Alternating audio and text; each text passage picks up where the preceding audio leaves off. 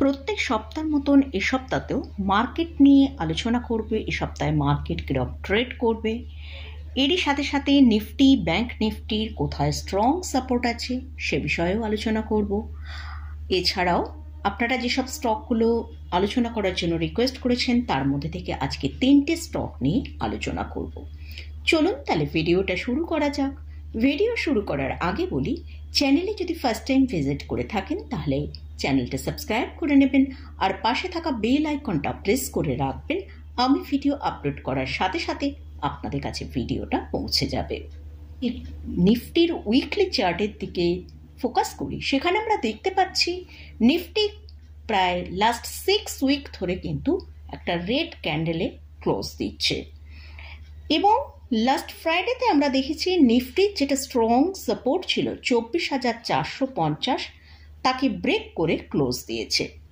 তো গত সপ্তাহে আমি আপনাদের সাথে যে সানডে ভিডিওটা করেছিলাম সেখানে আপনাদের সাথে শেয়ার করেছিলাম যে নিফটি যদি 24,475 থেকে 24,450 এই রেঞ্জটার নিচে ট্রেড করে সাস্টেন করে তাহলে নিফটি নিচের দিকে 24,350-এর কাছে আসতে পারে।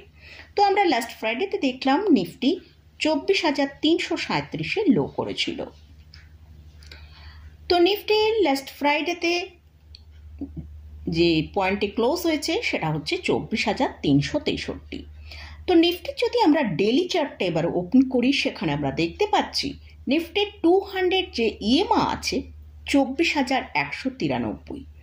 তো যদি নিফটি তার এই 200 ইএমএকে ব্রেক করে তাহলে কিন্তু এ সপ্তাহে নিফটিকে আমরা ভালো সেলিং দেখতে পারি, যেটা নিচের দিকে 23,850 পর্যন্ত নিচের দিকে আসতে পারে। আর যদি নিফটি ওপরের দিকে 24,590 থেকে 24,600-র উপর ট্রেড করে সাস্টেন করে তবেই কিন্তু আমরা নিফটির মধ্যে একটা আপসাইড মুভমেন্ট দেখতে পেতে পারি। তো এবারে আসছি মানডেতে মার্কেট কীরকম ট্রেড করবে সেটা নিয়ে আলোচনা করব। তার আগে আমরা একবার গ্লোবাল মার্কেটের দিকে ফোকাস করব। ইউএস মার্কেটের ডাউন জোন 206 পয়েন্ট পজিটিভে এবং ন্যাসড্যাক 207 পয়েন্ট পজিটিভে ক্লোজ হয়েছে। তো মানডে মার্কেট কীরকম ওপেন হতে পারে তার আগে যদি আমাদের ডোনাল্ড ট্রাম্প স্যার কোনো রকম ট্যারিফ নিয়ে কিছু আবার নতুন করে কিছু কথা বলেন, সেক্ষেত্রে যদি ইন্ডিয়ার ফেভারে না হয় তাহলে মার্কেট কিন্তু একটা ডাউনে ওপেন হতে পারে। তো নিফটির এখন যেটা স্ট্রং সাপোর্ট আছে সেটা হচ্ছে 24,200। যদি নিফটি 24,200-র নিচে ট্রেড করতে শুরু করে তাহলে মানডেতেই আমরা নিফটিকে 24,000-এর কাছে আসতে দেখতে পারি। আর নিফটি যদি ওপরের দিকে 24,450 থেকে 460-এর ওপর ট্রেড করতে শুরু করে তাহলে নিফটির মধ্যে আমরা একটা বাউন্স দেখতে পারি, যেটা হচ্ছে ওপরের দিকে 24,540 থেকে 24,560 পর্যন্ত একটা আপসাইড মুভমেন্ট তৈরি হতে পারে। এবারে আসছি ব্যাংক নিফটি। ব্যাংক নিফটি যদি আমরা ডেলি চার্টটা ওপেন করি সেখানে আমরা দেখতে পাচ্ছি ব্যাংক নিফটি এখন ট্রেড করছে 100 ইএমআর কাছে। তো 100 ইএমআ হচ্ছে 54,936-এর কাছে। এখন ব্যাংক নিফটির জন্য যেটা স্ট্রং সাপোর্ট রয়েছে সেটা হচ্ছে 54,850। তো ব্যাংক নিফটি যদি 54,850-এর নিচে ট্রেড করতে শুরু করে তাহলে ব্যাংক নিফটির মধ্যে ভালো সেলিং আসতে পারে, যেটা নিচের দিকে ইমিডিয়েট ব্যাংক নিফটি 54,450 থেকে 54,500-র কাছে আসতে পারে। আর ওপরের দিকে ব্যাংক নিফটি যদি 55,300-র ওপর ট্রেড করে সাস্টেন করতে পারে তাহলে ব্যাংক নিফটি ওপরের দিকে 55,500 থেকে 55,531 পর্যন্ত একটা আপসাইড মুভমেন্ট দেখাতে পারে। তো এটা গেল নিফটি এবং ব্যাংক নিফটি নিয়ে আলোচনা করলাম। এবারে 3টে স্টক নিয়ে আলোচনা করব। ফার্স্ট যে স্টকটা নিয়ে আলোচনা করছি সেটা হচ্ছে সেনকো গোল্ড।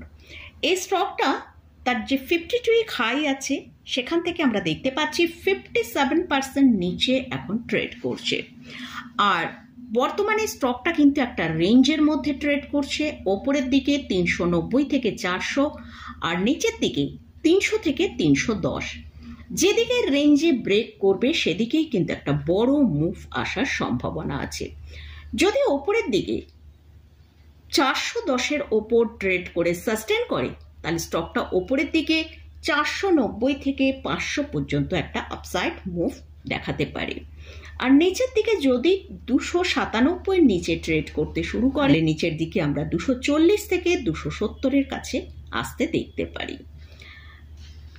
নেক্সট যে দুটো স্টক নিয়ে আলোচনা করছি, এই দুটো স্টকের মধ্যে কোনটা সব থেকে বেশি গ্রোথ ওরিয়েন্টেড স্টক সেইটা আমার ভিউয়ার্স জানতে চেয়েছেন। স্টকগুলো হচ্ছে প্যারাস ডিফেন্স এবং কোচিং শিপইয়ার্ড। দুটোই ডিফেন্স সেক্টরের স্টক এবং দুটোই কিন্তু গ্রোথ ওরিয়েন্টেড স্টক। একটা মিড ক্যাপ ক্যাটাগরি স্টক আর একটা হচ্ছে স্মল ক্যাপ ক্যাটাগরি স্টক। তো ফার্স্ট যে স্টকটা নিয়ে আলোচনা করছি সেটা হচ্ছে কোচিং শিপইয়ার্ড। এই স্টকটা লাস্ট 1 বছরে তার হায়ার লেভেল থেকে আমরা দেখতে পাচ্ছি 46%-এরও বেশি ড্রপ করেছে। এটা মিড ক্যাপ ক্যাটাগরি স্টক আর লাস্ট 1 বছরে যদি এই স্টকের পারফরমেন্স দেখি সেখানে আমরা দেখতে পাচ্ছি 300%-এরও বেশি আপসাইড মুভ দেখিয়েছে। তাহলে এই স্টকটাকে কিন্তু অবশ্যই আমরা একটা গ্রোথ ওরিয়েন্টেড স্টক হিসেবে দেখতে পারি। নেক্সট যে স্টকটা নিয়ে আলোচনা করছি সেটা হচ্ছে প্যারাস ডিফেন্স। এটা একটা স্মল ক্যাপ ক্যাটাগরির ডিফেন্স স্টক। এই স্টকটা লাস্ট 4 মাসে আমরা দেখতে পেয়েছি 45%-এর মতন স্টকের মধ্যে ডিক্লাইন এসছে। আর লাস্ট 1 বছরে এই স্টকটা তার লোয়ার লেভেল থেকে প্রায় 100%-এরও বেশি একটা আপসাইড মুভ দেখিয়েছে। এই স্টকগুলোয় কিন্তু আমরা দেখতে পাচ্ছি দুটো স্টকই কিন্তু খুবই ভালো একটা গ্রোথ ওরিয়েন্টেড স্টক, কিন্তু এই স্টকগুলোয় আগামী দিনে হয়তো আরও বেশ কিছুটা ডিক্লাইন আসতে পারে। এই স্টকগুলোয় যখনই এন্ট্রি করবেন, যদি আপনার এন্ট্রি পয়েন্ট লোয়ার লেভেলে হয়ে থাকে তাহলে কিন্তু সেখান থেকে আপনার ভালো রিটার্ন পাওয়ার সম্ভাবনা আছে। তো এই স্টকগুলো নিয়ে যে আলোচনা করলাম, এই স্টকে কিন্তু কোনো রকম কোনো রেকমেন্ডেশন নেই, জাস্ট এডুকেশনাল পারপাসেই আপনাদের সাথে স্টকগুলো নিয়ে আলোচনা করলাম। তো এই স্টকে বা ইন্ডেক্সে কোথাও কোনো পজিশন নিতে গেলে অবশ্যই তার আগে ভালো করে চার্ট অ্যানালিসিস করে নিয়ে তারপরে পজিশন নেবেন। তো মোটামুটি আজকের মতন ভিডিওটা এখানেই শেষ করছি। ভিডিওটা যদি ভালো লাগে অবশ্যই লাইক করবেন, শেয়ার করবেন, সাবস্ক্রাইব করবেন। ধন্যবাদ।